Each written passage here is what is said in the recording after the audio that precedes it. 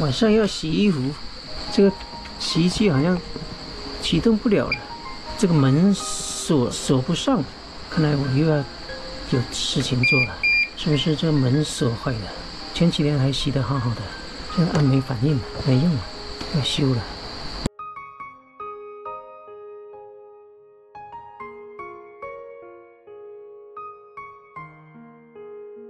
昨天晚上我试了一下，那个门开关重新修还是不行，开不了机。我今天就把它全部拆开了。我给网上那个卖配件的人说了这个情况，他说可能是主板问题，所以我就给他重新下单了一个主板，试一下，只能这样子了，看一下能不能修得起来。主板就是在这个洗衣机下方后面，这个线太多了，不懂要怎么拆好弄，这么多线，这个真的有点难度。这个线路板，这线全部是被我卸出来了，但是我都怀疑我自己能不能装回去，太多线了，接头都认不到，等一下怎么接回去？没办法了，只能就这样子自己先干了，不行了就算了。这个洗衣机的主板今天已经到了，我重新给它买了一个主板试换一下，现在要把这个主板的外壳给它调到我这边来，我这老的换过来，等下装上去试一下行不行？只能这样子试了。现在我要给它装回去，现在线这么多，不懂要怎么接，一个一个来对。我之前有拍了手机的那个接线的，拆之前一个一个慢慢对，这么多，头都大。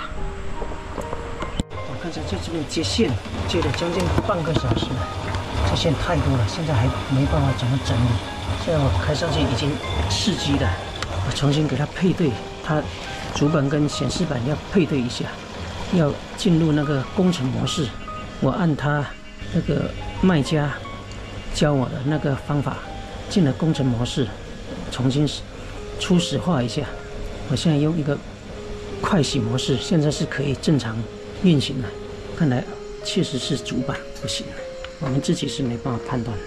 看一下这个主板能用多久？等了2天了，能再用就再用。这个已经也用了10来年了，这个洗衣机。这个水干了，有没有漏水？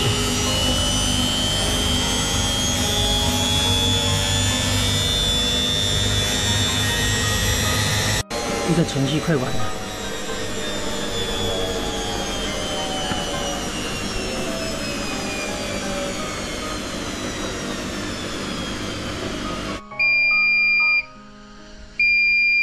整个程序记完了，这样子应该是正常的，希望能用久一点，终于能修回来，不然自己洗衣服累死了，好几年都没有自己洗衣服了。OK， 今天我们视频就拍到这里，谢谢收看，再见。